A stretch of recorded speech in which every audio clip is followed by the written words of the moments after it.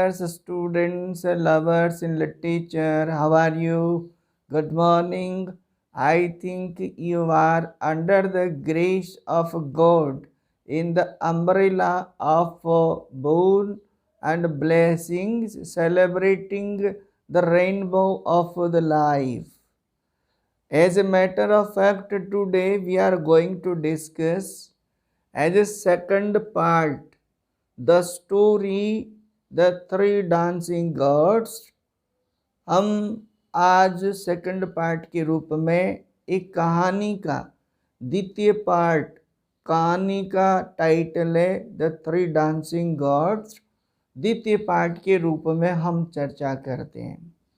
आइए हम इस कहानी का टेक्सुअल नीटिंग की बात करते हैं। चूँकि हम स्ट्रक्चरल एंड इंफॉर्मेटिव हम फर्स्ट पार्ट में बात कर चुके।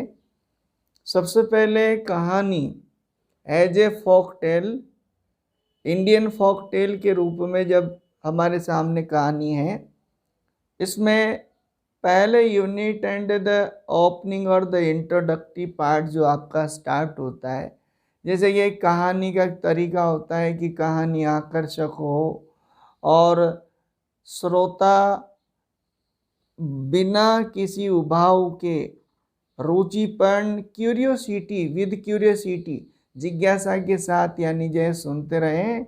और इसी तरह से कहानी का नरेटर बाबा ट्रिंको, जैसा कि बाबा ट्रिंको की एक चिर परिचित पहचान है, मुस्कुराता चेहरा और ज़मीन पर पालती लगाकर बच्चों को एड्रेस करता है।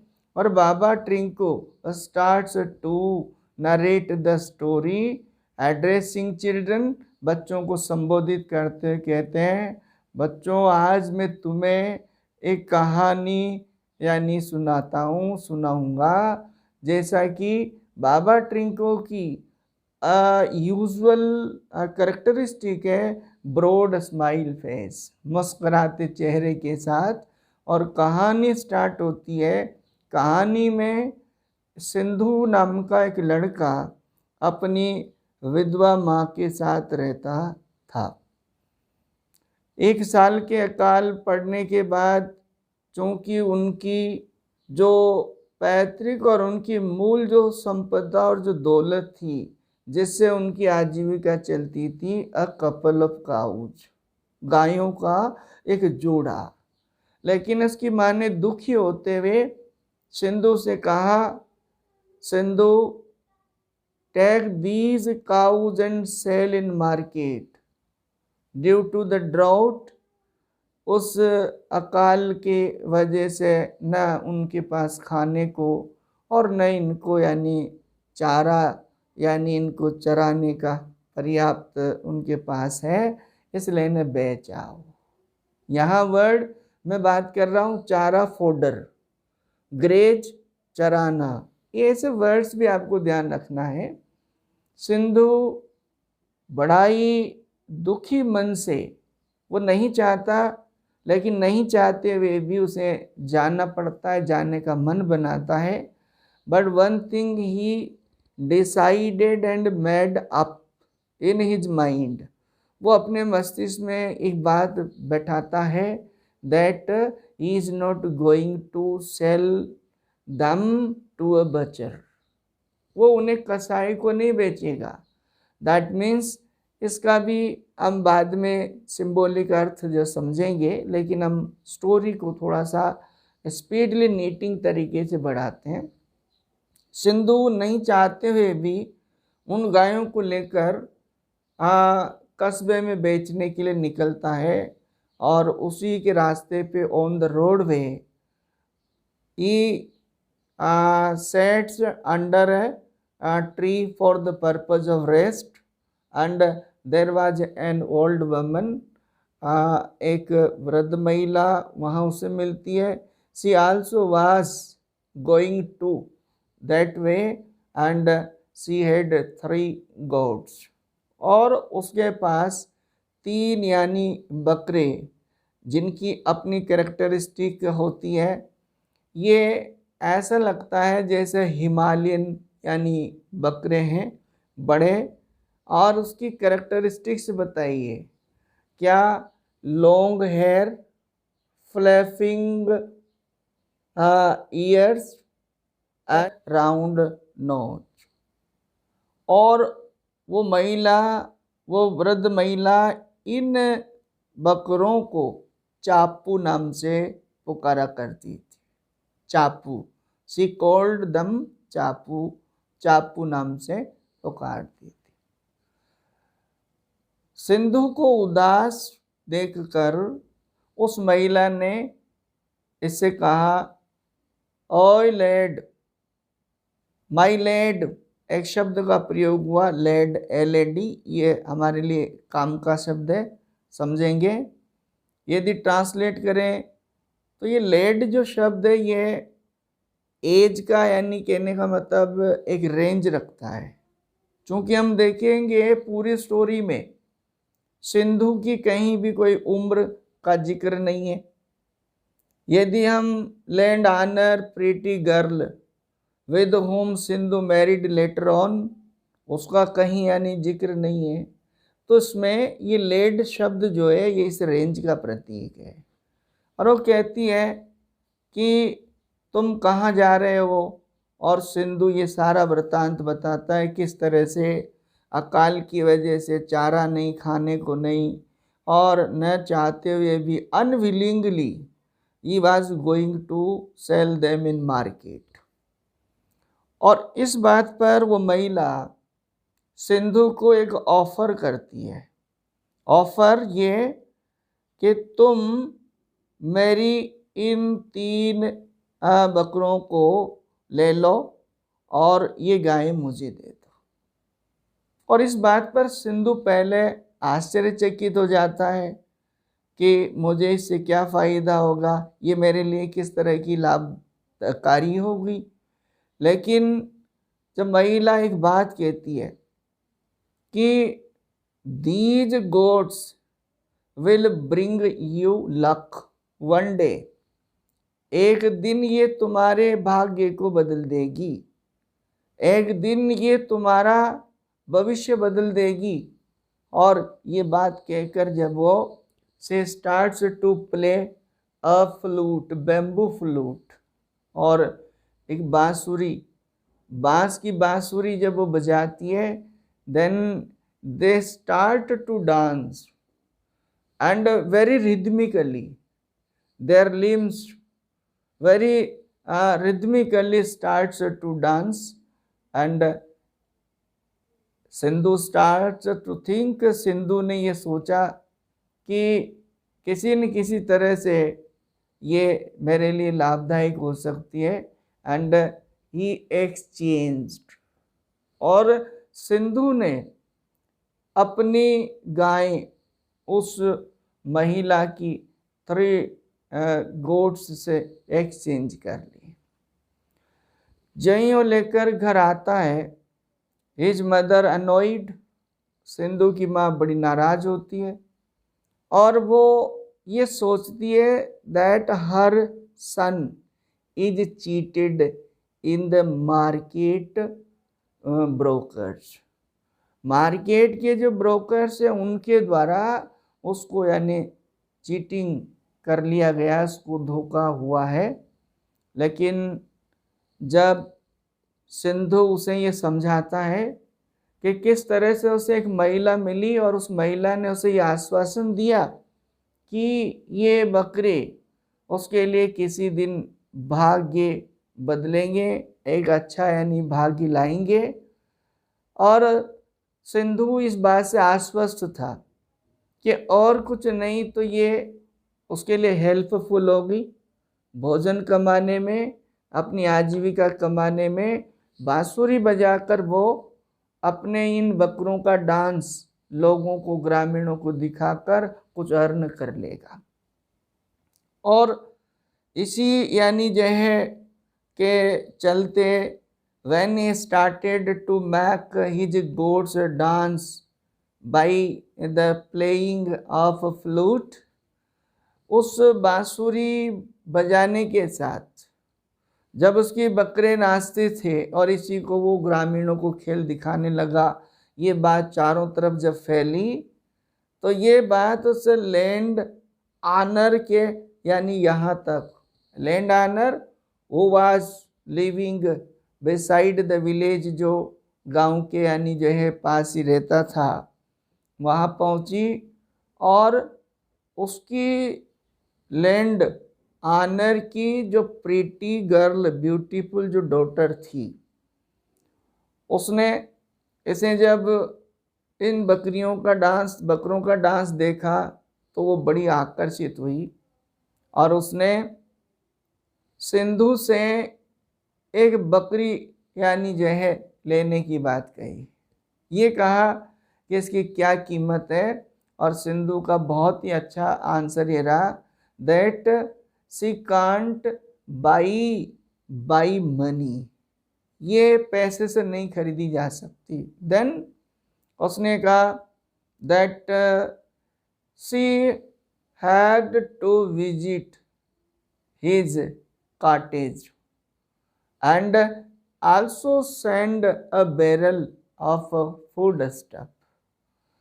पहली बात, उसे उसकी माँ, विधवा माँ, जिसकी खुशी के लिए वो जी रहा है, जिसकी खुशी उसका परम उद्देश्य है, वो उसके झोंपड़े तक पहुँचे और उसके लिए एक बैरल, इसमें एक माप आया है बैरल, उसका भी ध्यान रखना पड़ेगा।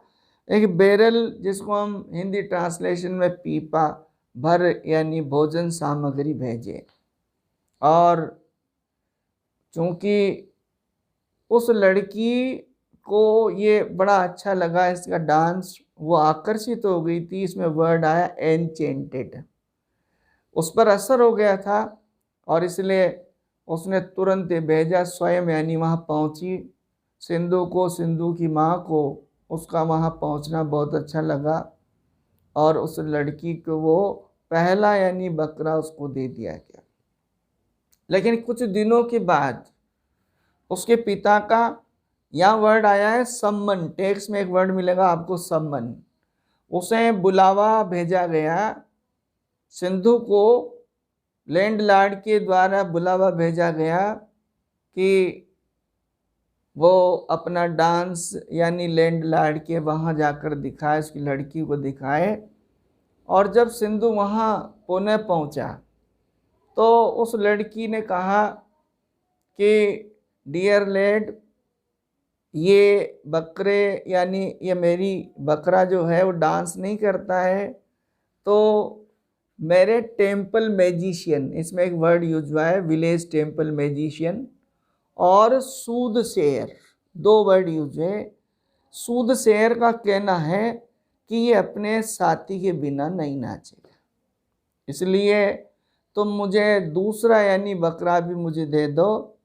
और इस पर चूँकि Sindhu was also chanted by the beauty of this pretty girl, और सिंधु भी स्वयं यानी इस लड़की के सौंदर्य से आकर्षित हो गया था और उसने ये कहा कि ये बकरे जब दिया जाएगा, जब मैं तुम्हें दूंगा कि एक बैरल पीपा भर मुझे यानी जो एक घर मेरी माँ के मेरे जीवन के लिए यानी भेजा जाए, नंबर 1।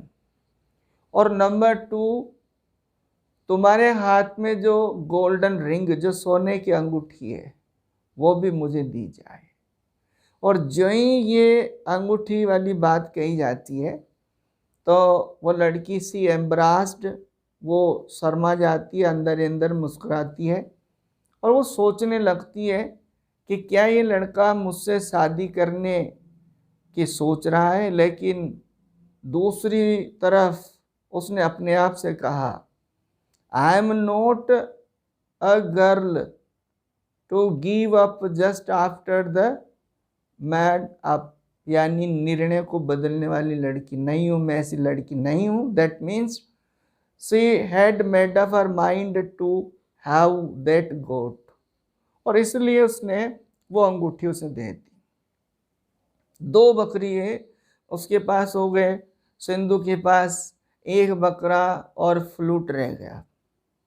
कुछ दिनों के बाद, चूंकि वो दोनों बकरे उसके पास होने के बाद भी वो किसी तरह से डांस नहीं कर रहे थे, वन ऑफ गर्ल मेड्स, ये बात ध्यान रखनी है कि संदेशा कौन लेकर आया, पहले कैसे, सेकंड टाइम किसने, और third time one of girl maids, उस लड़की की नौकरानियों में से एक उसके पास यानी आती है और उसको यानी बुलाकर ले जाती है।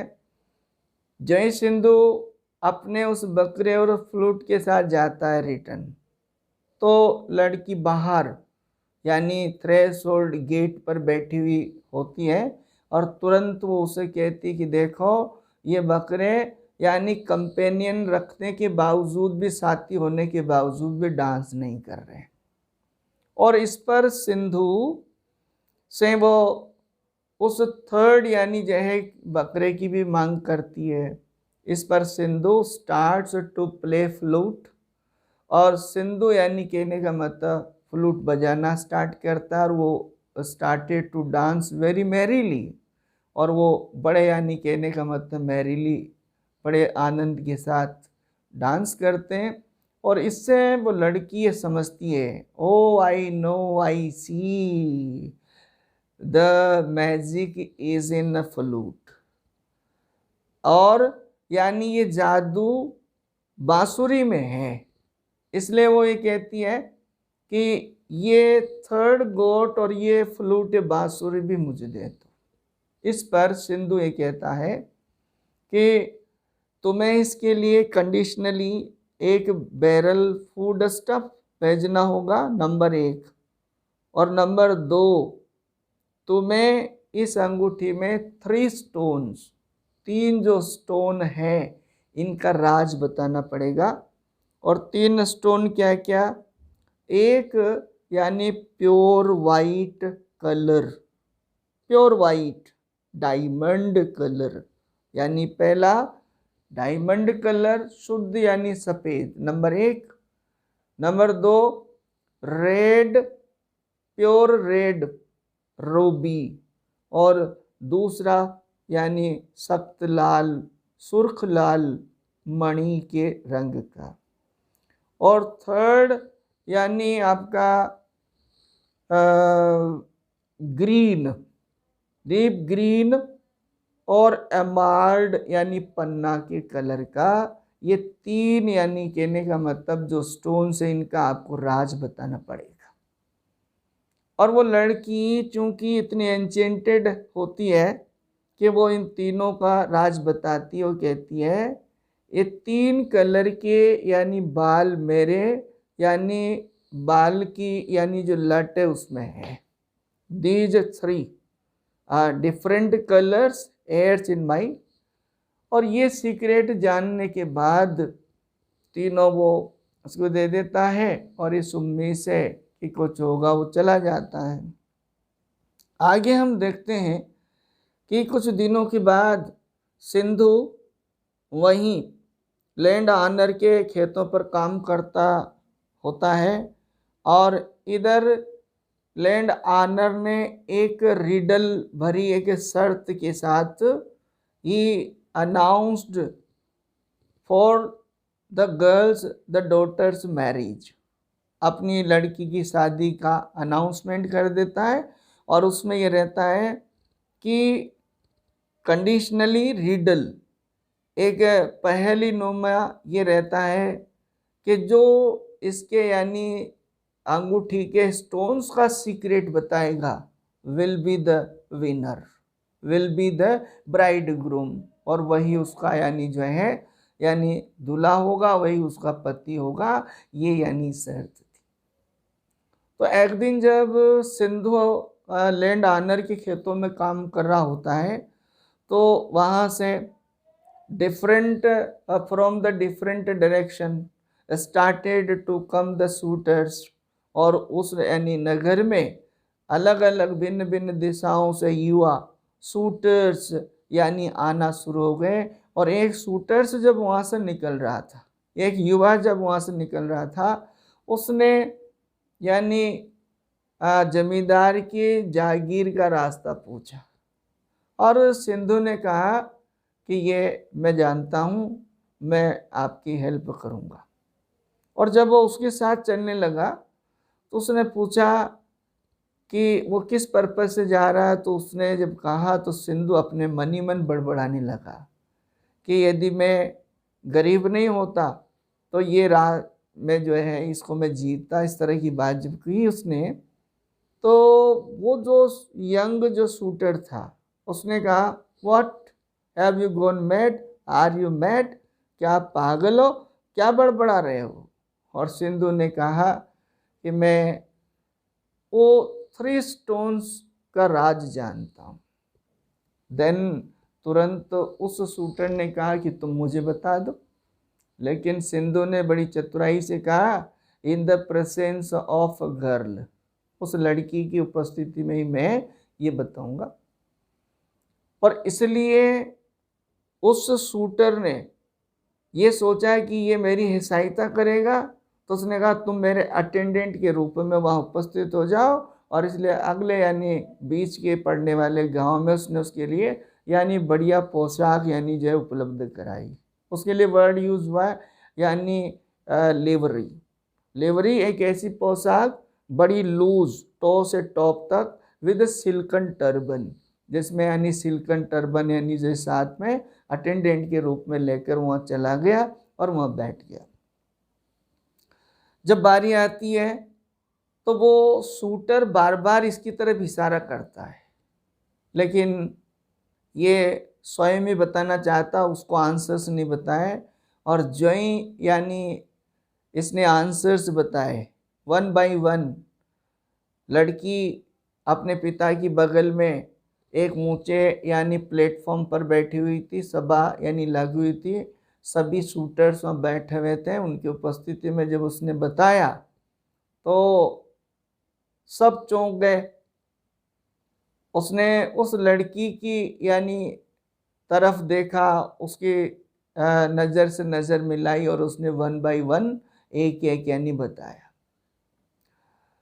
लड़की के पिता मीन्स जमींदार ने कहा एब्सोल्युटली, बिल्कुल, यानी बहुत यानी जो है अप्रोप्रिएट आंसर से एग्जैक्ट आंसर यही है। और इस बात से सिंधु बड़ा यानी खुश हुआ, न केवल खुश हुआ, हम कहेंगे ओवरजॉइड। और वो ओवरजॉइड हो गया, खुशी से यानी उछल पड़ा। और उसने यानी अपना जो लेवरी जो था, वो पोशाक टर्बन जो थी, उसको हटा दिया। हटाते ही जब लोगों ने देखा कि नौकर है, ये एक सामान्य यानी जो है वर्कर लेबरर है, और इसलिए लोग यानी चिल्ला उठे। स्पेशली वो शूटर जो उसने लेकर गया था, व्हाट नॉनसेंस, ये crucial part of the fate, something wrong and others also, और दूसरे भी यानी चिल्ला उठे। लेकिन लड़की के पिता मीन्स लैंडलॉर्ड ने लड़की की तरफ देखते हुए और सिंधु से पूछा कि तुम्हें कैसे पता। तो सिंधु ने सारी कहानी बताई, किस तरह से सिंधु ने उस लड़की से प्राप्त किया, किस तरह से उसे राज पता। तो बहुत, हालांकि स्टार्टिंग में पहली बार तो जब उसे पता लगा तो स्वयं लेड ऑनर, जमींदार स्वयं यानी जो है नाराज हुआ, जमींदार स्वयं हिचकिचाया। परंतु यानी उसकी उस चतुराई को और उसके समर्पण को देखते हुए उसने फिर अपनी लड़की से कहा, सब सभासदों की तरफ टर्न होते हुए कहा, when you already have given ring to him, now you are his bride. जब तुमने उसे पहले ही अपनी अंगूठी दे दी, now he has won you, उसने तुम्हें जीता, वो शर्त जीता। He has won the riddle, he is the winner and now you are his bride. और इस प्रकार से यानी एक गरीब, एक मजदूर सिंधु को यानी एक जमींदार, एक हायर स्टेटा यानी लड़की, सुंदर लड़की पत्नी के रूप में मिली। कहानी की नीटिंग हमने बहुत शॉर्ट में इस तरह से ली, लेकिन अब बात ये आती है, यदि हम कहानी में बात करते हैं, इसके मैसेज की मेन चीज़ है कि इसका मैसेज क्या रहेगा। कहानी का मैसेज ये रहेगा कि goodness of heart, number 1 goodness of heart, number 2 patience, number 3 faith, and number next कि आपका लव। ये ऐसी यानी 4 कैरेक्टरिस्टिक्स है, या सिंधु की यानी ये 4 ऐसी बातें रही for these outstanding characteristics under the mercy of God and under the mercy of the super machinery or supernatural power probably. And one thing also clear that having the firm faith and devotion, he one bride means he succeeds to win the beautiful bride, beautiful wife, and later on then both his mother, he himself and newly bride led the happy life. This is the message of this story. ये इस story का message है। हम इस कहानी में देखेंगे कि हमने पहले भी इंट्रोडक्टरी पार्ट जो इसका रहा फर्स्ट, उसमें बात की कि ये without any hesitation, without any doubt, ये कहानी इंडियन फोक टेल है। लेकिन लिटरेचर के स्टूडेंट्स के रूप में यदि हम बात करते हैं, लिटरेचर लवर्स के रूप में बात करते हैं, तो जो इसकी जो रिडल है और इसका रिंग एपिसोड है, क्या आपको नहीं लगता जिन लोगों ने शेक्सपियर का मर्चेंट ऑफ वेनिस पढ़ा है कि कहानी बिल्कुल ये जो आपका riddle for marriage there in merchant of Venice by Shakespeare, Shakespeare के द्वारा मर्चेंट ऑफ वेनिस में 3 caskets, the story and the ring episode reminds that Shakespeare's story based on intellectuality, जो कि बुद्धिमानी पर बेस्ड है, टू चूज पोर्शिया, पोर्शिया को चुनने बाबत। ऐसी ही ये कहानी हमें लगती है। कहानी की नीटिंग और इन सब को कलेक्टिवली जब हम लेंगे तो आपको सारे आंसर्स मिलेंगे।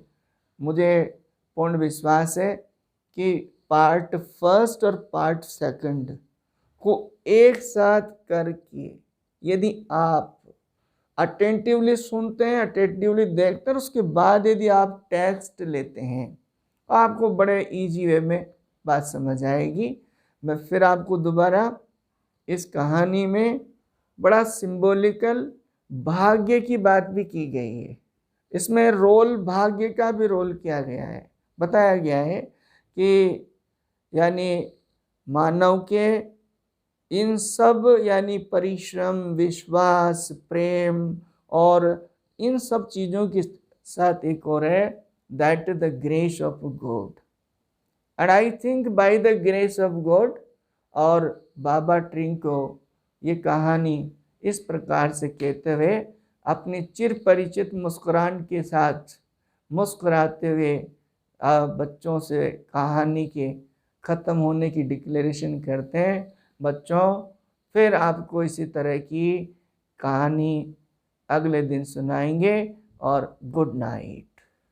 लास्ट में इस कहानी में पता लगता है जब बाबा ट्रिंको बच्चों को गुड नाइट बोलते हैं, that what was the time of the story narration. Story के नरेशन का क्या टाइम है? तो शाम का समय। जैसा कि हमारे समाज में परंपरा है कि दादा दादी शाम को बच्चों को उनको यानी मोरल लेसन देने के लिए, उनको एक नैतिक पाठ पढ़ाने के पर्पस से अपने अनुभवों के आधार पर समाज में जो चली आ रही इस तरह की कहानियाँ सुनाते हैं। इसी तरह का ये डिक्लेरेशन है, और बाबा ट्रिंको कहते हैं नई कहानी के साथ कल मिलेंगे। Okay, thank you. हम वीडियो में नई अन्य सिलेबस की कहानी के साथ मिलेंगे, तब तक के लिए धन्यवाद।